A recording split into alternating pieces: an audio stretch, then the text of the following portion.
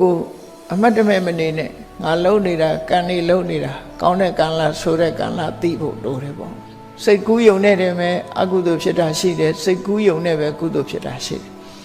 အဲ့ဒါကိုသတိထားဖို့မနောကံဆိုတာအလွန်သိမ်မွေ့တယ်စေရနာဟံဘိက္ခွေကမ္မဝရမိလို့ဆိုကြတော့လည်းပဲစေရနာတစ်ခုတည်းကိုကံပြောတာမဟုတ်ဘူးမနောကံတို့ကြတော့စေရနာမပါဘဲနဲ့လည်းကံဖြစ်တယ်နော်အထူးသဖြင့်သိမ်မွေ့တဲ့မနောကံအကုသိုလ်ကဘာလဲလို့ဆိုလို့ရှိရင်အလုံးကိုသိမ်မွေးတယ်ဟာတမလွန်ဘဝကိုမယုံပါဘူးကောင်းတာလုပ်လဲကောင်းတာမဖြစ်ပါဘူးဆိုတဲ့မိစ္ဆာဒိဋ္ဌိအမြင်ပဲဖြစ်တယ်နော်မိဘကိုပြုစုလို့ကျွေးလို့အကျိုးမရှိပါဘူးမိဘကိုစော်ကားရင်လည်းအပြစ်မဖြစ်ပါဘူးလို့နောက်ဘဝဆိုတာမရှိဘူးကုသိုလ်အကုသိုလ်ရဲ့အကျိုးမရှိဘူးလို့ဆိုတဲ့ဒီအမြင်ကိုအမြင်ကိုဒီလက်တွေ့ကြတဲ့အမြင်လို့ထင်ကောင်းထင်နေကြလိမ့်မယ်အဲ့ဒီအမြင်မျိုးကိုလက်ခံယုံကြည်ကျင့်တတ်ပြီဆိုရင်တော့